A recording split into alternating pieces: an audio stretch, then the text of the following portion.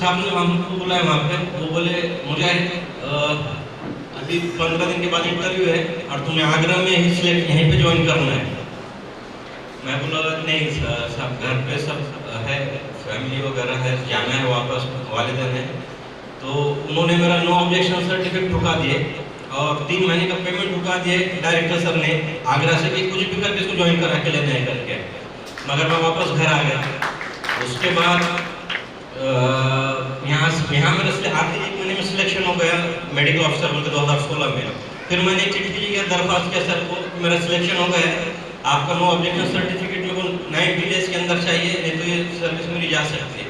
फिर उन्होंने अर्जेंट में वहाँ से एनओसी भेज के दिए। और डीएमवी में जो मेरे गाइड थे डॉक्टर राठौड़, वो आरएसएस के अभी वहाँ पे एक्टिव रीजनल हेड है। आरएसएस के यूपी उत्तर प्रदेश में एक्टिव रीजनल हेड है, वो मेरे गाइड थे।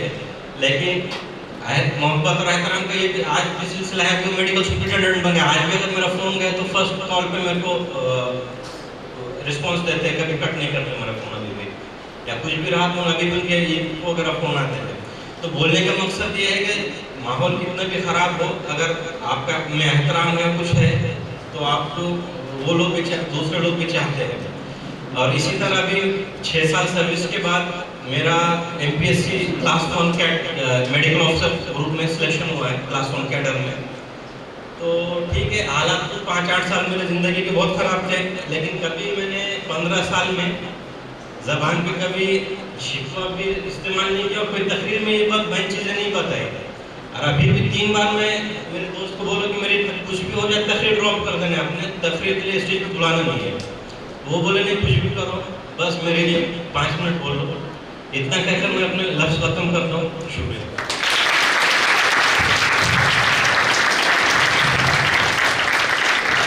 शुक्रिया। एक रिश्वत तारी कर गए महफिल पर। ये थे डॉक्टर मोमिन मुजाहिद, मेरे क्लासमेट। और यकीन जानिए कि वो ये हालात से गुजरे मुझे आज तक पता नहीं। ये पहली मरतबा मैं उनके ज़बान से सुन रहा हूँ। मुजाहिद भाई ये बोल रहे थे कि नहीं करता, अगर आप नहीं आते तो ये क्या। और आज की इस महफिल के अंदर में जो इंस्पिरेशन लेने के लिए हम आए हैं, तो ये खाली चला जा रहा है। मैं आपके बुरे हालात के अंदर में नहीं था, ये मुझे अफसोस है कि मैं इसका मुझे इल्म ही नहीं था। वरना अल्लाह ने मेरी ज़ात ऐसी बनाई कि मैं मेरे दोस्तों के साथ में उनके खुशी में और गम में हर जगह शामिल होता हूँ। तो आप खुद समझ गए होंगे कि क्या जज्बात थे जब वो बोल रहे थे, तो अल्फाज रुक गए। अगर थोड़े वक्त के लिए हम भी अपने आप को उनके जगह पे कंसीडर करते हैं कि ऐसे हालात अगर हमारे ऊपर आते थे तो हमारी क्या कैफियत बनती थी। बहुत बहुत शुक्रिया डॉक्टर मुजाहिद साहब कि आप आए, हमारे सामाईन से अपने एक एक्सपीरियंस शेयर किए और अपने तालीमी सफ़र को शेयर किया।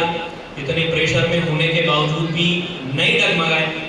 ऐसे ही मैं ये कहना चाहूँगा कि हमारे स्टेज के ऊपर में जलवा अफरोज़ तमाम मेहमान हीरे हैं। इनका तायुन जो किए थे हमने कि यहाँ पर आकर के अपने हालात को बयान करें, तो उनके पीछे खुसूसी स्टोरी थी, इसीलिए तायुन करें। उम्मीद करते हैं कि आप इनसे कुछ ना कुछ यहाँ से सबक लेकर के जाएंगे। आपके पास में पर्ची भी दी हुई है, आप आपके जज्बात और एहसासात क्या है उस ताल्लुक़ से लिख करके हमें दे सकते हैं, ताकि हम हमारी वक्तन फ़वक्तन तब्दीली कर सकें। हम आपके मशवरे हमारे लिए बहुत अहमियत के हामिल हैं। हम में से कुछ मेहमान भी चाहेंगे कि आपके मशवरे उन तक पहुँचे, उनके सवालात पहुँचे। आखिर में ये मौका हम मुख्तसर सा देंगे मेहमान आप में से कि कुछ सवालात आपके अंदर में से आए। प्रोग्राम बहुत तवील हो रहा है, मैं अपनी जगह लेता हूँ। इन मुख्तसर अल्फाज को फिर से शुक्रिया अदा करते हैं डॉक्टर मुजाहिद का कि आपने यकीनन महफिल के ऊपर में रिफ़त तारी की और एक बहुत सबक आमोज़ वाक़या हमारे सामने पेश किया अपनी ज़िंदगी का। शुक्रिया जज़ाकल्लाह। आगे को कंटिन्यू करने के लिए राशिद डॉक्टर मुजाहिद साहब का सफ़र हम लोग सुन रहे थे कि वो कहता है, जालिम कहता है कि पाकिस्तान वाला है, मगर बदन में सारा लहू हिंदुस्तान वाला है। डॉक्टर साहब ने अपनी मेहनत, लगन और जद्दोजहद से ये साबित कर दिया कि अगर मैं कर सकता हूँ तो आप भी कर सकते हैं। कल आप स्टेज पर जलवा अफसरोज होंगे, कल आपके बच्चे और बच्चियां यहाँ बैठी होंगी और किसी और को इंस्पायर कर रही होंगी। मैं यहाँ पर बैठे तमाम बच्चे और बच्चियों को कहना चाहता हूँ कि बढ़ा कदम उठा नजर तेरे लिए है पैरों, जहां नौ के पास बाम मेरे वतन के नौजवान, बुलंदियों की सिमत चल के आंधियों के रुख बदल बदल, मेरे वतन के नौजवान, मेरे वतन के नौजवान। अब मैं आपको एक ऐसे शख्स से मिलवाने जा रहा हूँ जो आपको साइंस और टेक्नोलॉजी की अहमियत बताएगा। मैं एक छोटी सी स्टोरी आपके साथ, वक्त नहीं है बड़े बहुत ही शॉर्ट और बहुत ही अच्छी स्टोरी मैं आपके सामने बताना चाहता हूँ कि जब एक बच्चा अपनी माँ के पास किताब लेकर आया तो माँ ने कहा, बेटे तुम्हें पता है ये लाने के लिए तुम्हारी नानी ने दिए हुए गहने बेचने थे, तुम्हारे नानी ने दिए हुए गहने बेचने पड़े। तो उस बच्चे ने कहा कि अम्मी वो गहने मुझे ये बात सिखा दे क्या कि पानी पे चीज़ें कैसे तैरती है, वो गहने मुझे ये बात सिखा दे क्या कि जहाज आसमानों में कैसे उड़ता है, वो गहने मुझे ये बात सिखाते क्या कि गाड़ी तेज रफ्तार से कैसे चलती है, वो गहने मुझे ये सिखाते क्या कि कंप्यूटर कैसे काम करता है।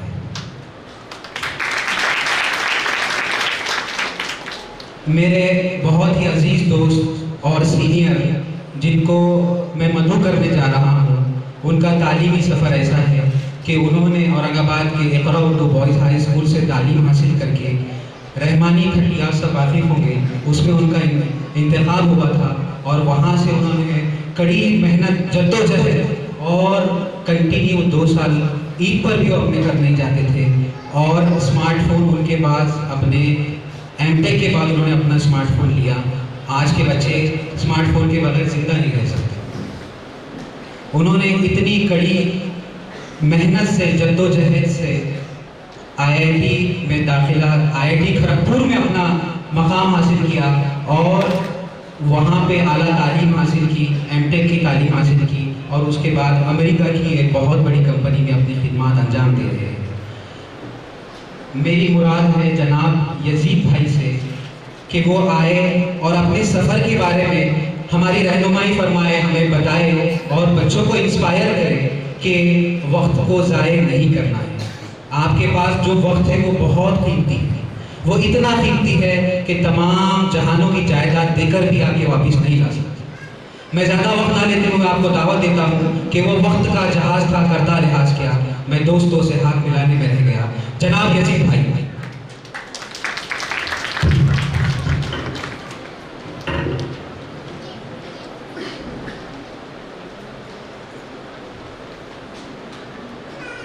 मोहतरम सामीन, वालिदैन, तलबा तालिबात, तमाम हाज़िरान इकराम, अस्सलाम वालेकुम वरहमतुल्लाहि वबरकातुहू। सर का पूरा जब किस्सा मैंने सुना अभी तो मैं अभी तक शौक में हूँ एक हिसाब से और अभी भी दिल मुस्तरिब है। इस तरीके के कई किस्से हमारे बीच मौजूद है और यकीनन हमें सिस्टमेटिक तरीके से मतलब सताया जाता है और तकलीफ़ें दी जाती है और हमारा जो समाज है वो उससे लड़ते हुए आगे बढ़ रहा है। तो इस समाज से अगर कोई आगे बढ़ता है, कुछ करता है, तो ये बहुत ही मेरे हिसाब से बहुत ही मुश्किल काम है और एक इन सारी चीज़ों से लड़कर आगे बढ़ना ये एक अपने आप में एक काबिल एहतराम और बहुत ही बड़ी चीज़ है। मैं सबसे पहले तो मैं बहुत खुशनसीब हूँ और शुक्रगुजार हूँ कि मुझे यहाँ बुलाया गया, मुझे मदऊ किया गया और मुझे लगभग 12 साल हो गए अभी जब मैंने 10वीं का एग्ज़ाम दिया था और फिर भी ऐसा लगता है कि जैसे कुछ ही दिन पहले की बात है, मैं भी आप ही की तरह इस तरह सामने बैठा था और हमारे सीनियर्स वगैरह और इस तरीके के प्रोग्राम होते थे जिससे हम सीखने की उम्मीद से बैठते थे। तो ज़्यादा मैं आपका वक्त नहीं लूँगा, कुछ चंद अपना एक्सपीरियंस और बैकग्राउंड आपके सामने पेश करूँगा। कुछ बातें आपको मुफीद लगे तो यही मेरे लिए कामयाबी है।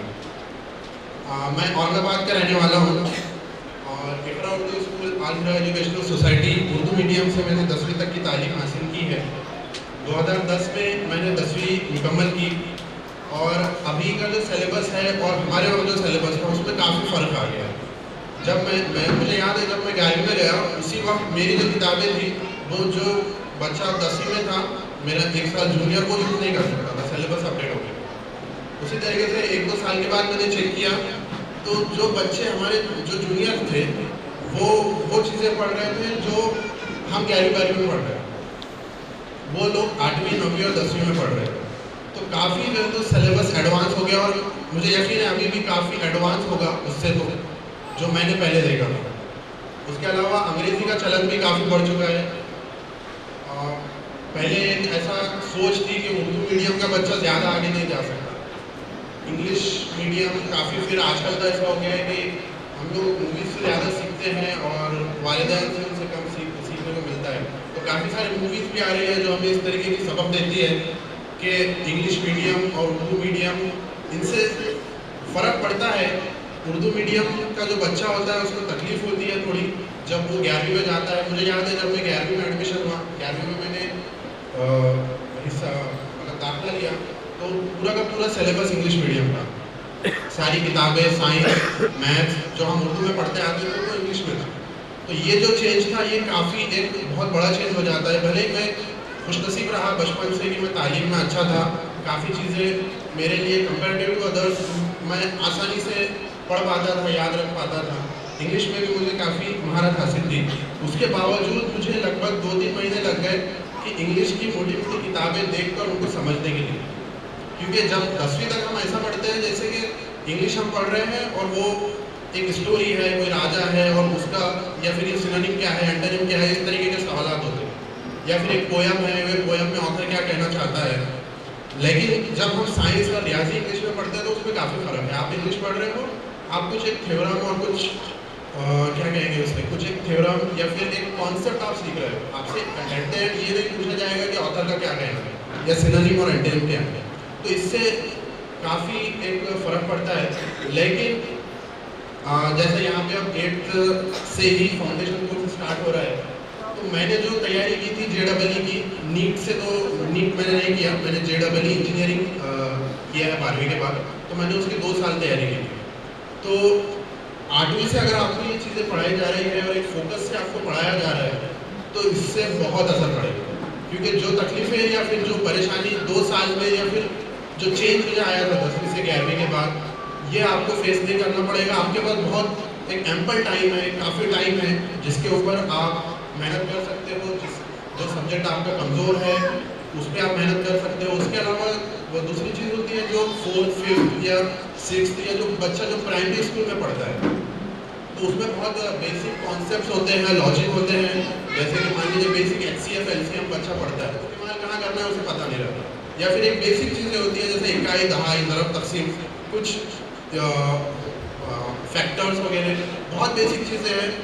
ये फाउंडेशन अगर आपका स्ट्रॉन्ग नहीं है, इसमें आप अगर वीक है तो आप ज़्यादा दूर नहीं जा सकते। कहीं ना कहीं आपको वापस पलट के आना पड़ेगा। अगर आपको ज़्यादा दूर जाना है तो कहीं ना कहीं आपको वापस पलट कर आना पड़ेगा कि ये चीज़ें जो मेरी जड़ में, जो बुनियाद में मेरी कमज़ोरी है, इसको आपको मुकम्मल करना पड़ेगा। बहुत कम बच्चे होते हैं जो बचपन में अगर उनसे छूट गई ये सारी चीज़ें, तो बहुत कम बच्चे होते हैं जो पीछे रिकवर करते हैं और फिर आगे मजबूती से आगे बढ़ते हैं। तो ज़रूर ब ज़रूर जो 8 से जो स्टार्ट हो रहा है ये बहुत ही फ़ायदेमंद होगा और इसमें मैं ज़रूर जानता हूँ कि बेसिक्स और लॉजिक के ऊपर मेहनत होगी जो स्टूडेंट को काफ़ी सपोर्ट करेगा आगे की तैयारी के लिए। इसके अलावा मैं अंग्रेज़ी के ऊपर बात कर रहा था कि अंग्रेज़ी में महारत हमें हासिल करना है, लेकिन एक कॉन्सेप्ट कुछ लोग इस तरीके का रवैया अख्तियार कर लेते हैं कि उर्दू की तो ज़रूरत ही नहीं रहती। तो ये भी बहुत ही एक गलत रवैया है। उर्दू हमारी मातृ ज़बान है और ये हमें एक तरीके से इस्लाम से करीब करने के लिए ये बहुत बड़ा ज़रिया है हमारे लिए। हमारा जो पूरा मान लीजिए इंग्लिश में भी बहुत सारी चीज़ें अवेलेबल है, लेकिन हम जिस माहौल में रहते हैं जहाँ पे खुतबा होता है, तकरीर होती है, वो उर्दू में होती है। बहुत सारे इमाम वगैरह उर्दू में बात करते हैं, बहुत सारे तर्जुमे कुरान के हमारे पास उर्दू में मौजूद है। तो उर्दू को बिल्कुल तर्क कर देना ये बहुत ही गलत बात है। ये ऐसी बात है कि हमने अपनी जड़ें काटी। हम भले इंग्लिश में कितना भी पढ़ ले, लेकिन हम वो मकाम हासिल नहीं कर सकते जब तक हम अपने दीन पर मेहनत न करें, अपने ईमान पर मेहनत न करें। इसके अलावा मैं अपने सिलसिले में वापस आता हूँ तो मैंने 2010 में 10वीं का इम्तिहान पूरा किया और काफ़ी मैं नसीब रहा, खुशकिस्मत रहा कहिए कि उसी साल वो पहला साल था रहमानी 30 का एग्ज़ाम हुआ महाराष्ट्र में। और इत्तेफाक की बात है आज भी एग्ज़ाम था 11 बजे और इसी वजह से शायद प्रोग्राम के लिए डिले हुआ है। तो रहमानी 30 का पहली मरतबा 2010 में महाराष्ट्र में एग्ज़ाम हुआ था। रहमानी 30 जिसको पता नहीं, ज़्यादातर लोगों को सुपर 30 पता होगा। सुपर 30 की तर्ज पर ही रहमानी 30 एक इंस्टीट्यूट है, एक संस्था है जो JEE जॉइंट एंट्रेंस एग्जामिनेशन जो IITs में एडमिशन के लिए एग्जाम होता है उसकी तैयारी कराता है। जेई की तैयारी के अगर सिर्फ उसी की फीस देखें तो कम से कम अभी फिलहाल तो 1,00,000-1.5 लाख रुपए साल की फीस होती है। और एक नॉर्मल इंसान के लिए जो काफ़ी मुश्किल हालात से है, माशी एतबार से अच्छा नहीं है, ऐसे लोगों के लिए इसको सोचना बहुत मुश्किल है। और जब मैंने इस एग्ज़ाम की तैयारी की, मैं लोगों को कहता था मेरा IIT में सिलेक्शन हो गया, तो लोग समझते थे अच्छा ITI तुमने कर लिया। तो लोगों को पता ही नहीं है यहाँ का जो, और स्पेशली औरंगाबाद का, मैं औरंगाबाद से आता हूँ और जब मेरा सिलेक्शन हुआ रहमानी 30 तो मैं पटना में 2 साल रहा। तो वो 2 साल वहाँ जब मैं गया पटना में तो वहाँ गली गली में JEE की कोचिंग के लिए इंस्टीट्यूट है, कोचिंग क्लासेस है। औरंगाबाद में IIT का नाम ही नहीं पता।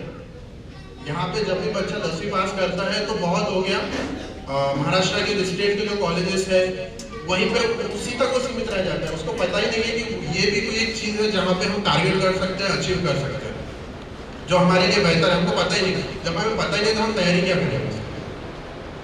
तो मैं काफ़ी खुशकिस्मत रहा कि उसी साल 2010 में इसका इम्तिहान हुआ। हमारे सदर मुदर्रिस ने हमें इसकी इत्तला की, हमें ताकीद की कि हम इसको एग्ज़ाम में बैठे।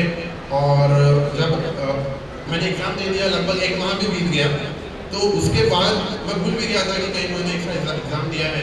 तो तब मुझे घर पर फ़ोन आता है कि तुम्हारा सिलेक्शन हो गया है और तुम्हारा मुंबई में इंटरव्यू है। लगभग असर के वक्त ये फ़ोन आता है और ये अल्लाह की तरफ की बात है कि उसी वक्त ऑलरेडी मेरे वालिद साहब और मेरे तहरे भाई थे जो उनका टिकट था ऑलरेडी, मगरिब के बाद उनको निकलना था मुंबई के लिए, और मुझे असर के वक्त फ़ोन आता है। तो एक किस्मत की बात थी कि जल्दी जैसे ही असर के टाइम फ़ोन आया, मम्मी ने पैक किया और मैं मगरिब के बाद तक मैं किसी तरीके से सीट अरेंज करके वालिद साहब के साथ रवाना हो गया। अगले दिन फिर मैंने इंटरव्यू में शिरकत की और वहाँ पे मुझे मेरी मुलाकात हुई अभ्यानंद सर से। अभ्यानंद सर एक फाउंडर है, सुपर 30 के भी वो को फाउंडर है, रहमानी 30 के भी वो फाउंडर है और फिजिक्स के वो टीचर है। और उससे बेटर बात कि वो पूरे बिहार के ADGP है, यानी पूरे पुलिस महकमे के, जिस तरीके से स्कूल में सदर मुदर्रिस है टीचरों के लिए, उस तरीके से पूरा का पूरा बिहार स्टेट के पुलिस डिपार्टमेंट के वो हेड है, ADGP। बाद में फिर वो DGP बने, अभी फिलहाल रिटायर हो गए। अभी फिलहाल उन्होंने उनके खुद के ऊपर एक ऑटोबायोग्राफी बुक भी लिखी। जब वो बुक मैंने पढ़ा तब मुझे पता चला कि जब वो हमें पढ़ा रहे थे उसके अलावा वो और क्या क्या काम करते थे। काफ़ी एक अलग लाइफ होती है पुलिस डिपार्टमेंट की। और ऐसा शख्स से मेरी मुंबई में मुलाकात हुई और मेरी खुशनसीबी रही कि मैं उनका तालिब इल्म बना और मेरा एक काइंड ऑफ एक अचीवमेंट है कि मैं उनका स्टूडेंट हूँ। अभ्यानंद सर का एक्चुअली तरीका बहुत ही अलग है। वो एक यूनिक टीचर है, उनके पास कोई टीचर की डिग्री नहीं है, वो खुद एक पुलिस ऑफिसर है, पुलिस के हेड थे, लेकिन उनका जो तरीक़ाकार है पढ़ाने का वो बहुत मुझ पर असरअंदाज हुआ। उस इंटरव्यू के सवालात से लेकर 2 साल का पूरा जो मेरा उनसे कन्वर्सेशन था वो बहुत ही यूनिक था। टीचर उनका उनकी अगर मैं सिर्फ एक बात कहूँ कि वो जब भी क्लास में आते और पढ़ाते स्टार्ट करते तो वो ऐसा नहीं पढ़ाते थे कि आज हम ये पढ़ेंगे, ये टॉपिक पढ़ेंगे, सेंटर ऑफ मास क्या है, सेंटर ऑफ ग्रेविटी क्या है, ये पढ़ेंगे हम। नहीं, वो बच्चे से ही सवाल करते हैं कि बताओ अगर ऐसा होगा तो क्या होगा, अगर ऐसा होगा तो क्या होगा। तो ये जो तरीक़ेकार है इसमें क्या होता है, बच्चा सोचने पर मजबूर हो जाता है और बच्चा खुद सोचते सोचते सारी बातें वो खुद उगल देता है। बाद में फिर वो कहते हैं कि हाँ ये जो चीज़ है इसको साइंटिस्ट ने ईजाद किया था, उसको ये नाम रख दिया। तो ये तरीक़ेकार बहुत ही असरअंदाज हुआ और इससे क्या होता है, बच्चे को ऐसा लगेगा कि ये मैंने ईजाद कर दिया। और मुझे बाद में मालूम चला, उन्वान का मक्सद मुझे पहले पता चल गया क्या है, बाद में फिर उसका मुझे नाम पता चलता है कि हाँ इसको ये कहते हैं। तो इससे याद रखने में भी ज़रूरत नहीं रहती और बहुत ही एक यूनिक उनका अंदाज है जो काफ़ी मुझे काफ़ी सपोर्ट किया। फिर इंटरव्यू के सिलेक्शन के बाद मेरा 2 साल जो मैं पटना में रहा, घर से दूर रहा और काफ़ी मैंने मेहनत की JEE के लिए। तो मेरे वो जो 2 साल गुजरे मेहनत के, वो आपका वक्त अभी चल रहा है। किसी कोई 11वीं में है या कोई 8वीं 9वीं 10वीं में होगा, तो आप जो 8वीं 9वीं में उनके पास तो अभी काफ़ी वक्त है, 2 साल है, 5 साल है, किसी के पास 4 साल है। तो ये टाइम बहुत ही इम्पोर्टेंट है। आपको ये जान लेना है कि ये ज़िंदगी का एक टर्निंग पॉइंट है, जिसके ऊपर आपको बहुत ही आगे 4 साल क्या करोगे, ये ज़िंदगी भर आपके साथ रहेगा। आप जहाँ भी जाओगे आपसे पूछा जाएगा आपने कहाँ से पढ़ाई हासिल की, आपने क्या किया, आप हो क्या। तो ये बहुत ही इम्पोर्टेंट है और इसमें अपना एटीट्यूड सही होना बहुत ही ज़रूरी है। तो हमें ये पता होना चाहिए कि हम किस मैदान में खड़े हैं, हमें कहाँ जाना है, इसके ऊपर हमें ध्यान देना बहुत ज़रूरी है। हमारा एटीट्यूड जो है मेहनत के प्रति, स्टडी के प्रति, वो बहुत ज़रूरी है। तो चंद बातें, इंपॉर्टेंट बातें मैं कहूँगा 2 साल की तैयारी के लिए, कि सबसे पहले तो ये समझ लीजिए कि ये एक रेस है। जनरली हमें कहा जाएगा कि नहीं, लाइफ कोई रेस नहीं है, और बिल्कुल नहीं है। उसका मतलब ये होता है कि हमें सिर्फ उसी पर फोकस नहीं करना है, उससे इम्पोर्टेंट भी बहुत सारी बातें हैं। अगर ये एग्ज़ाम हम दे रहे हैं, इसके लिए मेहनत कर रहे हैं, रिजल्ट अगर कुछ काम आ गया तो इंसान होता है कि पूरा ही पसीज जाता है या फिर पूरा ही टूट जाता है अंदर से। ये नहीं होना चाहिए। हमारा ज़िंदगी का मकसद ये नहीं है कि हम बहुत बड़े से बड़ा काम करें, बहुत ज़्यादा पैसे कमाएं, ये हमारा टारगेट नहीं है। लेकिन ये ज़िंदगी का एक पार्ट है, एक हिस्सा है, एक मरहला है जिससे हमें गुजरना है। तो ये एक रेस है, बिल्कुल एक रेस क्यों है? क्योंकि यहाँ पे पूरे इंडिया में कॉलेजेस हैं, उसके अलावा कोर्सेस हैं और उनकी रैंकिंग है। हर कोर्स की रैंकिंग अलग है। हर कोई चाहता है कि वो बेटर से बेटर कॉलेज में एडमिशन ले, बेटर से बेटर कोर्स में एडमिशन ले। तो और बच्चों की तादाद ज़्यादा है, 4 से 5 लाख में। जब मैंने दिया था JEE तो 4 से 5 लाख बच्चे उस एग्ज़ाम के लिए तैयारी कर रहे हैं पूरे इंडिया से। और सीटें कितनी है? 5,000 4,000 बच्चे सेलेक्ट होते हैं, 10,000 तक रैंक आता है। तो अगर परसेंटेज देखेंगे तो बहुत ही 0.01 0.02% बच्चे सेलेक्ट होते हैं। तो ये बिल्कुल एक रेस है और हमें इसके प्रति, अब जब हमें ये पता है तो हमें डिसिप्लिन और कंसिस्टेंसी के साथ मेहनत करना है, पढ़ाई करना। और दूसरी इम्पॉर्टेंट चीज़ कि रिजल्ट को अल्लाह पे छोड़ देना। तो इससे क्या होता है, तनाव भी पैदा होता है बच्चों के ऊपर। वालिदैन काफ़ी पैसा खर्चा कर देते हैं, फिर रिलेटिव्स होते हैं, रिश्तेदार होते हैं, जिससे एक ऐसा माहौल बन जाता है कि बच्चा एक ऐसे जोन में चला जाता है कि अब ये नहीं तो कुछ नहीं।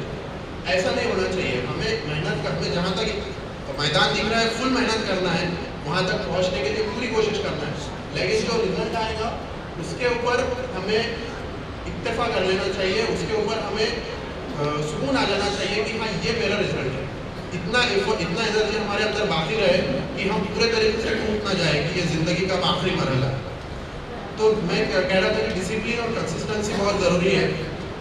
और कंसिस्टेंसी का मतलब ये होता है कि अगर आपने सिर्फ एक दिन पढ़ाई की, बाकी दिन पढ़ाई नहीं कर रहे तो इससे भी कोई फ़र्क नहीं पड़ता।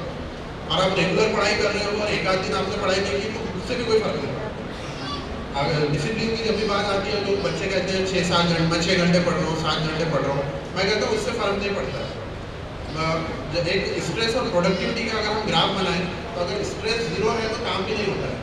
जब तक हमारे दिमाग पे प्रेशर नहीं होगा तो हम काम नहीं करते। जैसे जैसे स्ट्रेस बढ़ता है तो काम का प्रोडक्टिविटी क्या होती है, बढ़ती है। फिर एक पॉइंट ऐसा आता है जहाँ पे स्ट्रेस प्रोडक्टिविटी होगी, ऑप्टिमम पॉइंट या मोस्ट इफिशिएंट पॉइंट होगा। उसके बाद अगर स्ट्रेस बढ़ेगा तो फिर प्रोडक्टिविटी घट जाएगी। तो वो पॉइंट पे हमें बरकरार रहना है और हमें खुद पता होता है कि अगर हम ज़्यादा स्ट्रेस हो रहा है, मैं कंसंट्रेट नहीं कर पा रहा हूँ तो ब्रेक ले लें। 6-7 घंटा पढ़ना ज़रूरी नहीं है, ज़रूरी है समझ के पढ़ना। जो टाइम हम दे रहे हैं वो कॉन्सेंट्रेट हो, फोकस्ड हो, जो हम पढ़े वो हमारे सबकॉन्शियस माइंड में जाए और चीज़ों को हम समझते हुए पढ़ें। ये बहुत ही ज़्यादा ज़रूरी है।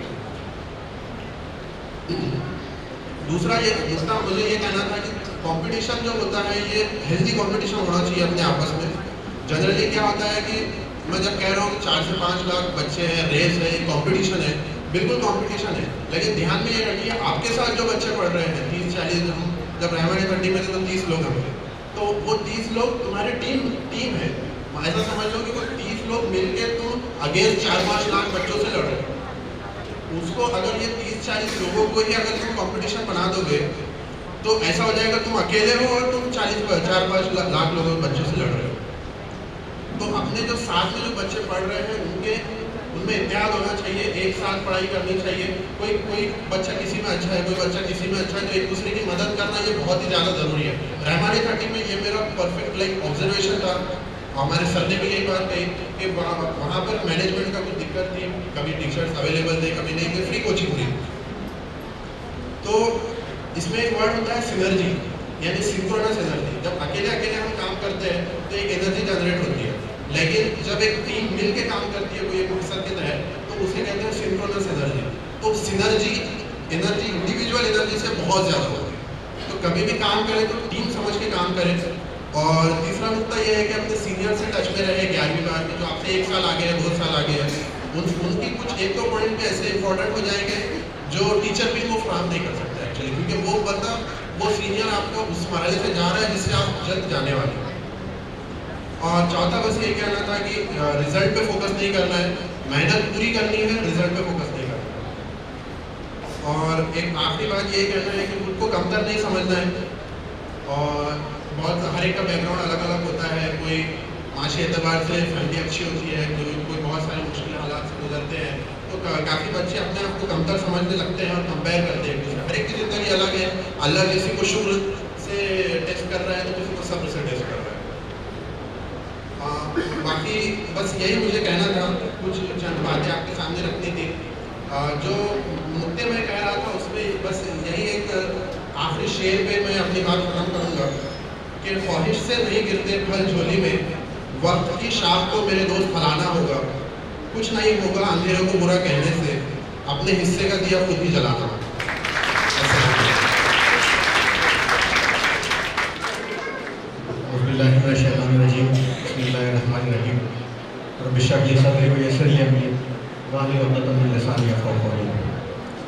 स्टेज पर तशरीफ़ फरमा प्रोफेसर खुर्शीद साहब, आज के इस प्रोग्राम के सदर, और बहुत ही मुअज़्ज़िज़ हमारी बहन डॉक्टर रोशन जहाँ साहिबा, और इस प्रोग्राम के कोऑर्डिनेटर्स और दीगर मेहमान। बहुत देर से मुकर्रीन का सिलसिला चल रहा है, मैं बहुत मुख्तसर अपनी बात रख के ख़त्म करूँगा और कुछ गुजारिशात के साथ। मैं पिछले 1.5 महीने से सफ़र में हूँ मुसलसिल। आज मेरा हैदराबाद का टिकट था, लेकिन बहन रोशन जहाँ को सुनने के लिए मैंने उसको पोस्टपोन किया, और हमारे यासिर भाई और असद भाई के जो कोशिशें और काविशें चल रही हैं, इसको हमारा फ़र्ज़ बनता है कि अगर हम जानते हैं तो ईमानदारी के साथ उसको अप्रिशिएट करें और यहाँ शरीक हों। मौजूद हज़रात, एज़ यूजुअल ख़वातीन की तादाद ज़्यादा है, जिस तरह तालीमी इदारों में भी होती हैं और ऐसे तकारीब में भी होती हैं। मैं बैठी हुई माँओं और बहनों से ये बात कहूँगा कि अल्लाह ताला ने ख़वातीन को नबी नहीं बनाया, लेकिन नबियों की माँ बनाया है, और आपको उस मनसब पे फायज किया है जिसके ज़रिए से आप मुल्क और मिल्लत दोनों का मुस्तक़बिल ताबना कर सकते हैं। आप अगर माजी का जायज़ा लेंगे तो तारीख़ के वो पारीन और औराक़ में वो खूबसूरत लोग मिलते हैं जो एक ही सफ़ में खड़े हैं, जिसमें मौलाना आज़ाद भी मिलते हैं, सर सैयद रहमतुल्लाह भी मिलते हैं, और कई ऐसी शख्सियात हैं जिनकी तरबियत आप जैसे ही माओ के गोदों में, और उन्होंने जब आप जैसी ख़वातीन की ज़ेरे निगरानी तरबियत हासिल की, तो आप देखते हैं कि कभी सर सैयद जो है अलीगढ़ मुस्लिम यूनिवर्सिटी की बुनियाद रखते हैं, तो मौलाना आज़ाद मुफस्सिर कुरान बनते हैं और इस मुल्क के पहले वज़ीर तालीम बनते हैं। सबसे बड़ा शरफ हमारा। मैं उस हादसे से बहुत ज़्यादा जज्बाती तौर पर वाकिफ़ हूँ। जो बहन रोशन जहाँ के साथ आया था, मैं उसका तस्करा नहीं करूँगा, वही करेंगे। जो मैं यहाँ मौजूद हूँ वो उस हादसे से बहुत दिली वाबस्तगी की वजह से। मैं ये कहना चाहता हूँ कि बहन रोशन जहाँ की जो बैसाखी है वो सहारा ज़रूर उनको लेती होगी, लेकिन हमारी उम्मीद है वो बैसाखी ज़रूर उनके चलने के लिए सहारा बनती होगी, लेकिन मिल्लत के लिए एक रोशनी की किरण है कि आपके साथ होने वाले हादसा कितने भी खतरनाक हो, लेकिन जज्बात, अज़ाइम, हौसले के पुख्ता होने चाहिए। और तारीख में ये मोटिवेशनल प्रोग्राम की कोई अहमियत नहीं है। हमारे मोटिवेशनल अल्फाज कामयाब तरीन शख्सियात ये कोई मायने नहीं रखते। हमारे नज़दीक तो हज़रत इब्राहिम का वोसवा है, नमरूद ने आग में डाला, आग ठंडी हो गई। ताइफ के वादी में रसूल सल्लल्लाहु अलैहि वसल्लम के उन्होंने इतना जख्मी कर दिया, लेकिन कहते हैं कि नहीं, मैं माफ़ करता हूँ इनको, मैं माफ़ करता हूँ इनको इसलिए कि इनकी आने वाली नस्लें इस्लाम कबूल करेंगी। तो ये धर्म